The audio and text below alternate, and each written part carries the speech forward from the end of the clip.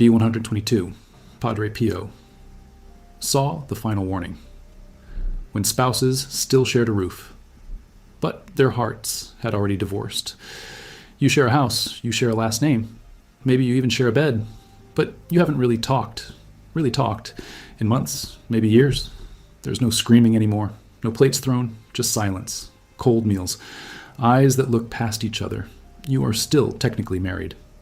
But somewhere, quietly, without a signature or a court date, a divorce already happened, not in a lawyer's office, in the heart. And Padre Pio, the Capuchin friar from southern Italy who bled from the wounds of Christ for 50 years and could read the interior state of a soul the way other men read a newspaper, Padre Pio saw exactly what that kind of marriage was doing to people's souls. And what he saw terrified him. This is not a story about a couple who screamed and split.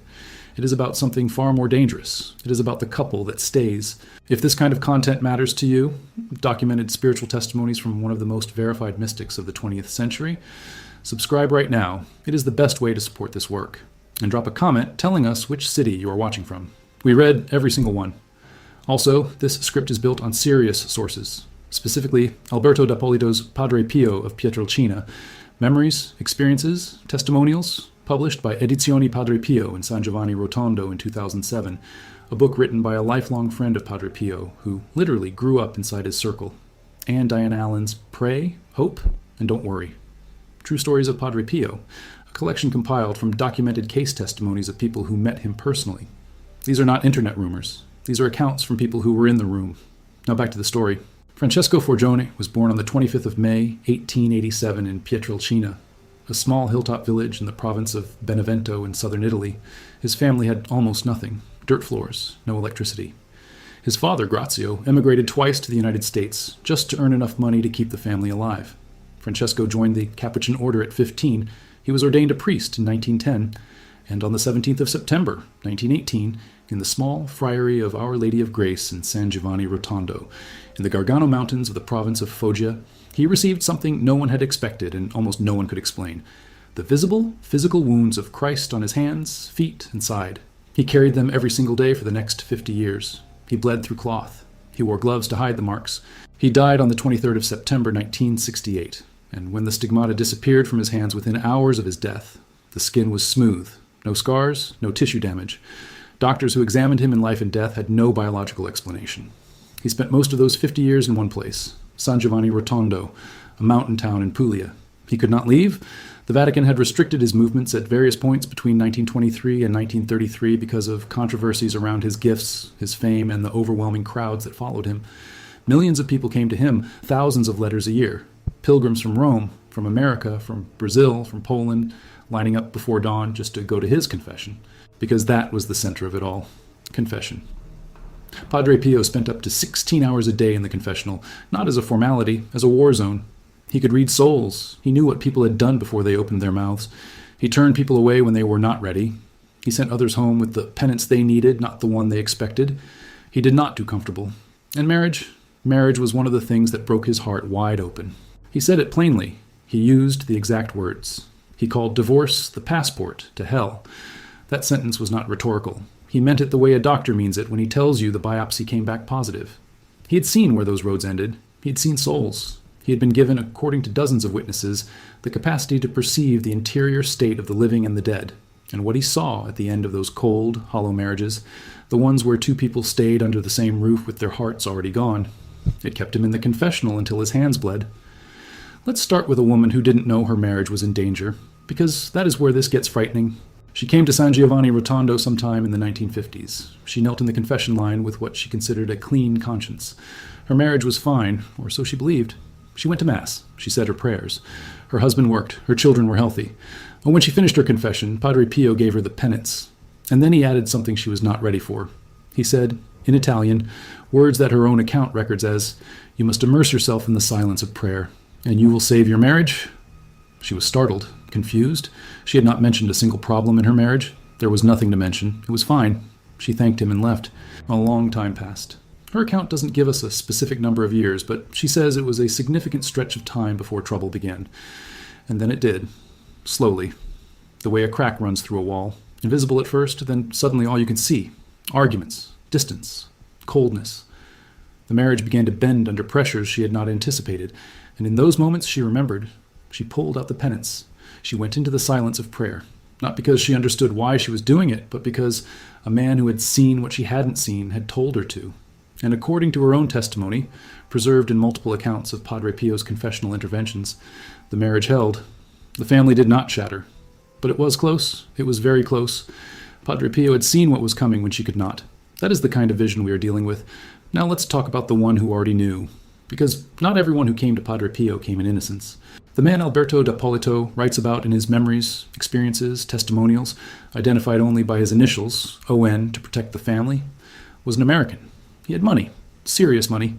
He had donated substantial amounts to the Franciscan friary at Pietrelcina, where Padre Pio was born, and to the Casa Sollievo della Sofferenza, the hospital Padre Pio founded in San Giovanni Rotondo that opened in 1956 and grew into a 700-bed medical complex. Owen knew the friars. He was known to them, but he had a problem. He had left his wife. Not on paper, not yet, but in his heart, completely. He was involved with another woman, and he had already called a lawyer. He had actually sent for the lawyer. The divorce was in motion. He wanted to see Padre Pio anyway, maybe for a blessing, maybe because something in him was still capable of shame. He pushed Padre Alberto d'Appolito, who was running the friary at Pietrelcina, the man who had been guided into the Capuchin order by Padre Pio himself back in 1919, to take him to San Giovanni. Alberto was reluctant. He knew what was going to happen. He warned the man directly. "You will see," he told him, "when he meets us, he will throw us both out." They made the trip anyway. The moment Padre Pio laid eyes on Owen, he yelled, was in front of everyone present, "Go away, I do not know you." And then he said something that stopped the room. "You sent for the lawyer. Go away, both of you." Owen had not told Alberto that he had already contacted a lawyer. Owen had not told anyone in that friary anything. But Padre Pio knew the specific detail, not the general sin, the specific action. The lawyer had been called. The paperwork had been started. The heart had already made its choice. And Padre Pio, standing in that courtyard in San Giovanni Rotondo in front of witnesses, named it out loud. Owen ran outside. He broke down crying. According to D'Appolito's account, Alberto comforted him and advised him to make a confession somewhere else first, to prepare himself, and then return. He did. He came back. And Padre Pio received him, warmly, as if nothing had happened. He embraced the man and thanked him for his generosity. And when Owen left, Padre Pio said, "Now that you're going back to America, be a good Christian. Do you understand?" He understood, at least in that moment. The man went back. And then, and this is the part D'Appolito records with unmistakable sadness, he went back to the other woman. The affair resumed. The grief it caused his family was devastating. He even wrote to Alberto afterward, asking if he could come back to see Padre Pio again. There is no record that he ever did. This is the exact pattern Padre Pio saw over and over again. The heart that has already left. The body that stays. The roof that stays. The name that stays. But the covenant, the actual bond that makes a marriage what it is before God, already broken. And the terrifying thing Padre Pio understood was that this interior divorce is invisible to everyone on the outside. The neighbors do not see it. The children sometimes do not see it. The priest who gives communion every Sunday does not see it. But it is the most real thing in that house. And when it is allowed to stay, it does not stay quietly. It spreads. Let's talk about what the Church actually teaches about marriage, because Padre Pio's position on this did not come from personal opinion. It came from the theology he had absorbed since childhood, built on the writings of St. Thomas Aquinas and St. Bonaventure, reinforced by the mystical theology of St. John of the Cross and St. Teresa of Avila. Marriage, in Catholic theology, is a sacrament, not a contract, not a partnership agreement, a sacrament, which means it is a channel of grace, an outward sign of an inward spiritual reality. The wedding vow is not made to a person alone, it is made to God. And because of that, breaking it in the heart or in a courtroom is not just a personal decision, it is a rupture in the order of grace. Padre Pio had sat in the confessional for decades and watched what happened to souls on both sides of that rupture. He watched men who told themselves they would repent later. He watched women who wrote him letters they thought no one else would ever read. He watched couples who performed the motions of a marriage while the substance had been dead for years, and he saw where all of it led. Now here's the story of the widow, because the end of a cold marriage, even one where no legal divorce ever happened, can still carry the weight of damnation. This one he did not soften. The woman came to Padre Pio after her husband died. He had left her and their 2 children and moved in with another woman, not divorced on paper, but gone in every real sense for over 3 years. Then cancer came fast. Before he died, After many pressing requests from family members, he agreed to receive the last sacraments. He consented. A priest came. The anointing of the sick was administered. Last confession was offered. He received it. The widow came to Padre Pio with one question burning in her. She had not slept. She asked him, "Where is his soul, Padre?" He told her, "Your husband's soul is condemned forever." She asked again, "Condemned?" He said, "Yes." And then he explained.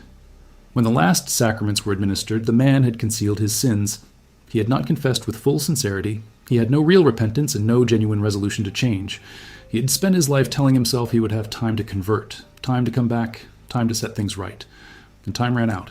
He was also, Padre Pio said, a sinner against God's mercy, because he treated mercy as a future resource, something to be claimed when convenient, not as an immediate call to transformation. This account is recorded in detail in Alberto D'Appolito's Memories, Experiences, Testimonials, pages 363 through 365. D'Appolito was physically present for many of these conversations, or received them directly from the people involved. He was not a journalist passing on rumors. He was a friar who had spent his entire adult life inside Padre Pio's orbit, ordained to the priesthood precisely because Padre Pio had told him in 1919, when Alberto was a teenager, that he would be a friar like his uncle. The widow got no comfort, no soft language. She got the truth that no one else could give her.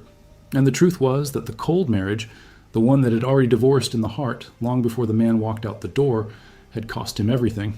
Now let's be very specific about what Padre Pio believed was actually happening in a spiritually cold marriage, because he didn't just moralize about it, he diagnosed it. He believed that marriage was the place where faith was supposed to grow. He said it directly. In the united and holy family, he saw the place where faith can develop, which means a family that has stopped being united, not legally, not publicly, but spiritually, has stopped being a place where faith can grow. It becomes, instead, a place where faith slowly suffocates, not just for the spouses, for the children, for anyone inside those walls. He also said, explicitly, that the soul is like a house that needs to be cleaned once a week. He was talking about confession. But think about what that metaphor means applied to marriage. A house that is never cleaned does not stay the same. It gets worse. The dirt accumulates, the air changes. Small things that were once manageable become permanent features of the landscape. And at some point, and there is always a point, the occupants stop even noticing the condition of the house they live in. They have normalized the decay. That is what he saw in those marriages. Two people who had normalized the decay, who had stopped fighting for the house because they had stopped believing the house was worth saving. And from where Padre Pio stood, from inside a life that spent 50 years in physical agony because he had chosen to take on the suffering of others, the decision to stop fighting for a marriage was one of the most consequential decisions a soul could make. If you value testimonies like this, rooted in primary sources and documented cases, subscribe right now. It costs you nothing, and it directly supports this work. Leave a comment with your city. We genuinely want to know where this is reaching. Now back to it. There's a case that hits differently from all the others, and it involves a man who made his choice twice.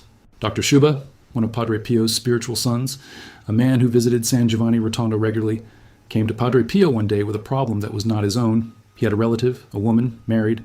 The husband had been cruel, had caused real unhappiness. The marriage had become, in Dr. Schuba's own words recorded in Diane Allen's collection, an absolute disaster. Dr. Schuba thought she was right to seek a divorce. He thought she had no other option. He was educated. He was a doctor. He had thought it through. And he came to Padre Pio to confirm what he already believed was the correct answer.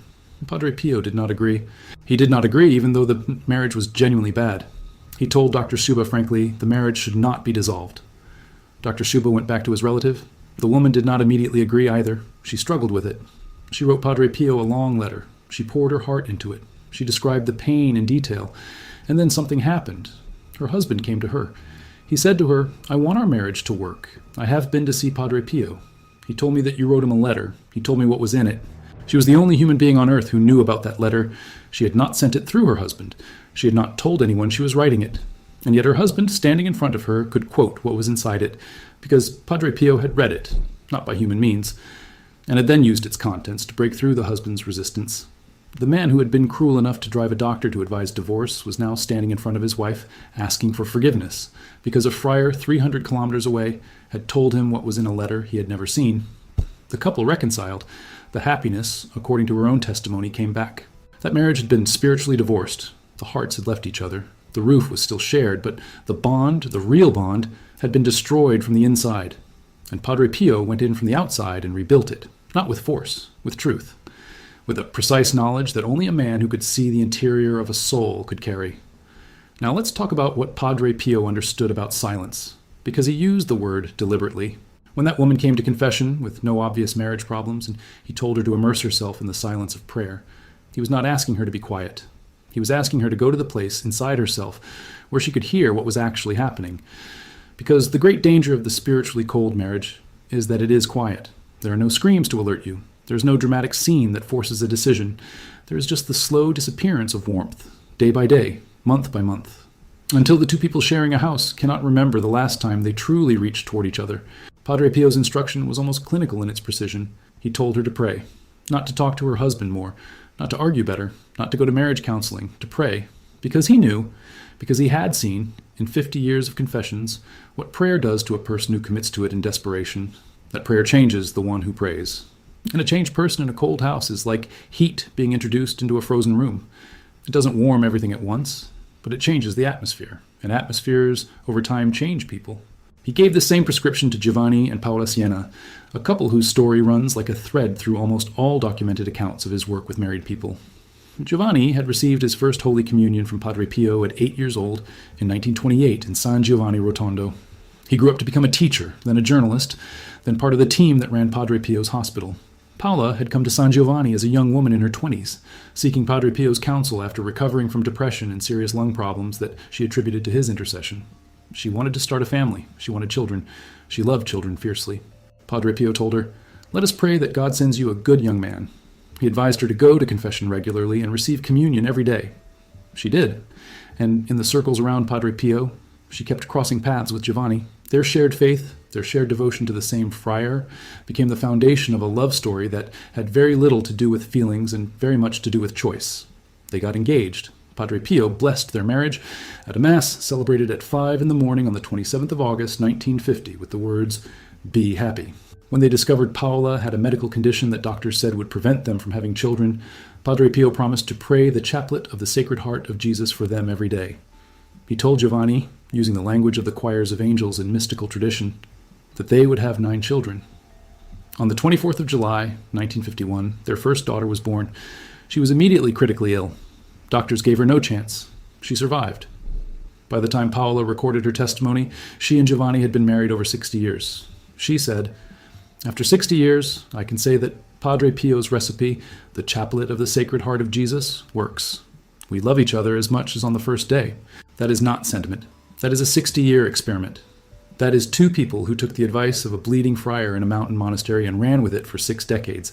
And what Padre Pio prescribed for them is exactly what he prescribed for the woman in the confessional and for Dr. Suba's relative and for every cold marriage he ever touched. Prayer. Not therapy, not distance, not paperwork. Prayer. Together, apart. In desperation, in gratitude, in the silence of early morning before the rest of the house woke up. Because prayer, for Padre Pio, was not a comfort. It was a weapon. It was the only instrument capable of breaking the ice that forms inside a marriage when the hearts stop turning toward each other. Let's talk about what happens when the warning comes too late, because that is the other side of the story, and Padre Pio saw it just as clearly. He spoke of marriage as a front porch with 2 pillars. Both have to be in place or the roof falls. But what happens to the people inside the house when the roof falls? He did not soften that answer either. He had watched couples who let the cold deepen until there was nothing left to save. He had sat with widows whose husbands died in the middle of long, dishonest lives. He had seen what people brought to their deathbeds when they had spent years telling themselves they would handle their souls later. He watched a man, wealthy, generous in public, connected to the church financially, walk into his friary with a secret he thought no one could see. And in front of witnesses, in the courtyard of the monastery at San Giovanni Rotondo, Padre Pio named the secret, not in general terms. Specifically, the lawyer had been called, the heart had already voted, the marriage was already over in the only place where it had ever really lived, and Padre Pio yelled it into the open because that is what a surgeon does. He goes into the wound. He does not describe it from outside, and the man received mercy. He received it. He came back after confessing elsewhere. Padre Pio embraced him, thanked him for his generosity, told him to be a good Christian, and the man went home and chose the other woman anyway. There are moments in Padre Pio's life that feel like that, where the warning was clear, the mercy was extended, and the choice was made in the wrong direction. Padre Pio did not chase people. He did not argue. He said what had to be said, extended what had to be extended, and then let the soul make its choice. Because that is the nature of freedom. and freedom used against love is the oldest catastrophe in the human record. Now here's the thing about spiritual divorce that Padre Pio understood better than perhaps any confessor of the 20th century. It is slow, it is quiet, it is almost always rationalized. The couples who come to the edge of it do not usually arrive there through one dramatic betrayal. They arrive through accumulation, through small neglects, through mornings where they chose their phone over a conversation, through dinners where they sat at the same table and said nothing real, through nights where they slept in the same bed as strangers, and then through months of that becoming the normal, and then years. There is a letter that Padre Pio transcribed during a mystical experience on the 12th of March, 1913, addressed to his spiritual director, Father Agostino of San Marco in La Mise. In it, he writes that Jesus spoke to him during prayer and wept. The words Jesus used, as Padre Pio recorded them, were devastating in their application to marriage. They leave me alone by night, alone by day in churches. They no longer care about the sacrament of love. People will never speak about this love, and those who do speak about it do so with indifference and coldness. My heart has been forgotten. He was talking about the Eucharist, about people abandoning the sacrament. But listen to those words again with a different ear. Indifference and coldness. My heart has been forgotten. Left alone by night, left alone by day. This is the language of a marriage that has spiritually divorced. The same words, the same interior landscape. And Padre Pio, who lived with this mystical experience from 1913 until his death in 1968, heard it in both registers at once. The abandoned tabernacle and the abandoned spouse, both left in the silence of a cold house. He told people, again and again, that the family was the place where faith was supposed to grow, which means the family where the hearts have left each other is also the place where faith is starving, and children who grow up in that atmosphere absorb it. They learn the language of cold distance before they learn how to read. They learn to perform warmth without feeling it, and some of them carry that into their own marriages, decades later. And the cycle completes itself in a new house with a new set of names. This is why Padre Pio did not see the cold marriage as a private matter. He saw it as a wound in the body of the church that bled into the next generation. Now think about the woman who came to that confession with no marriage problem, and ask yourself, how did Padre Pio know what was coming if nothing had happened yet? The answer, according to every account we have from people who knew him directly, D'Ippolito, Allen, C. Bernard Ruffin, who spent years compiling the definitive biography Padre Pio, the true story, revised and updated. Third edition is that he saw the soul the way a radiologist sees a body. Not the surface, the interior. He could see where the stress fractures were before the bone broke. He could see which prayers had been abandoned, which sacraments were being received without sincerity, which habits of heart were pulling a marriage toward cold without the couple inside it, yet understanding what was happening. And so when that woman knelt in confession with what felt to her like a clean conscience, Padre Pio was looking at the interior of a marriage that had not yet broken, but that had structural weaknesses she did not know were there. And he gave her a prescription written for a future she had not reached yet. She followed the prescription. The marriage survived. The man with the lawyer? He did not. The husband in the absolute disaster marriage? He did, and it was rebuilt. The cheating husband who received the last sacraments dishonestly. It was too late. 4 marriages, 4 different outcomes, but the same confessor, the same diagnostic eye, the same understanding that a marriage is not just 2 people living together, it is a covenant, a sacrament, a structure in which the grace of God is either being channeled or being blocked. And when the hearts leave, when the spiritual divorce happens inside those walls, the channeling stops, and what fills the space instead is what Padre Pio could see in the confessional the moment a person knelt before him, the weight of a soul that had made its choice. He is buried now beneath the sanctuary of St. Pio of Pietrelcina, next to the friary at San Giovanni Rotondo. Pope John Paul II beatified him on the 2nd of May, 1999. Pope John Paul II canonized him on the 16th of June, 2002. 2 million pilgrims go to Pietrelcina every year. His relics were exposed in St. Peter's Basilica in February of 2016, specifically at Pope Francis's request during the extraordinary Jubilee of Mercy. Pope Francis called him a saint confessor. The relics were displayed for 6 days. The confession lines that formed to venerate him in death were, by every account, nearly as long as the ones that formed outside his confessional in life. Because the thing people came looking for has not changed since 1918. They come because they carry something they cannot say to anyone who knows them. They come because the marriage has gone cold, and they do not know how to warm it. They come because the heart has already decided, and they are terrified of what comes next. They come because somewhere, beneath all the rationalization and the silence and the polite performance of a normal life, they know that what they are living in is not a marriage. It is a memorial to one. And Padre Pio, The man who bled for 50 years from wounds he received in a monastery chapel on a September morning, and who died in the same place where he had spent his entire adult life, he is still being asked the same question that widow came to him with in San Giovanni Rotondo decades ago. She asked it in tears. Millions ask it in silence. Every cold house has its version of the question. And the answer, the real answer, is not in a courtroom or a divorce attorney's office or a conversation about feelings that goes nowhere. It is in what he told every couple who ever came to him in the wreckage. Immerse yourself in the silence of prayer, and you will save your marriage. The question is, which ones are still willing to listen? In 1962, a British man named Cecil Humphrey Smith from Canterbury, England, came to Padre Pio in the sacristy of the friary at San Giovanni Rotondo. He had fractured his skull and several cervical vertebrae in a car accident years earlier. He had recovered partially, but a persistent and terrible headache had never left him. He had been living with it for nearly a decade. Padre Pio placed his hand on the man's head and tapped it 3 times. The pain was gone.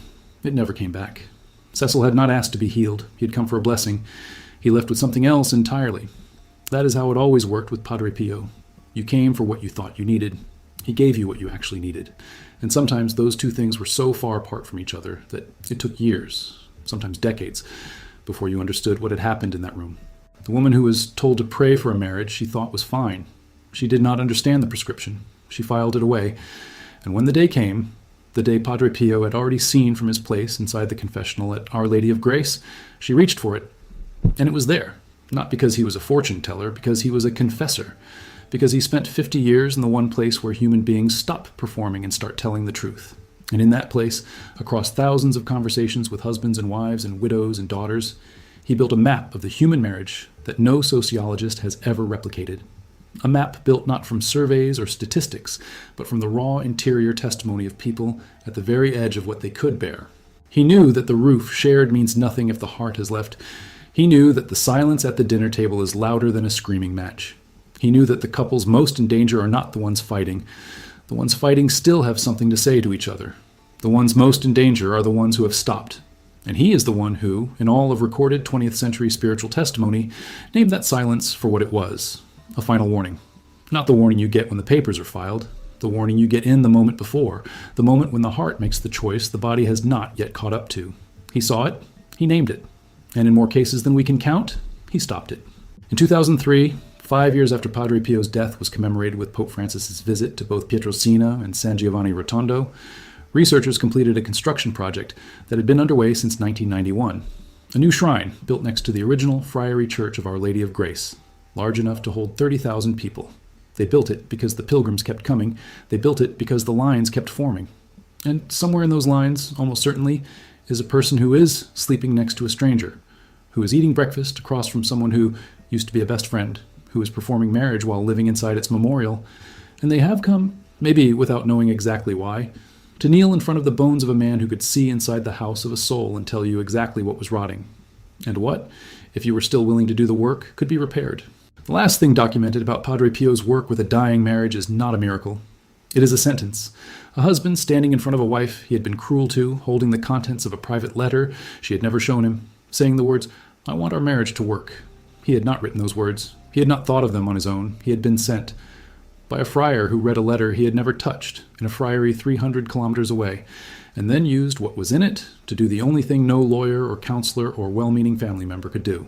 He walked the husband back through the door. The heart had already closed, and the door opened.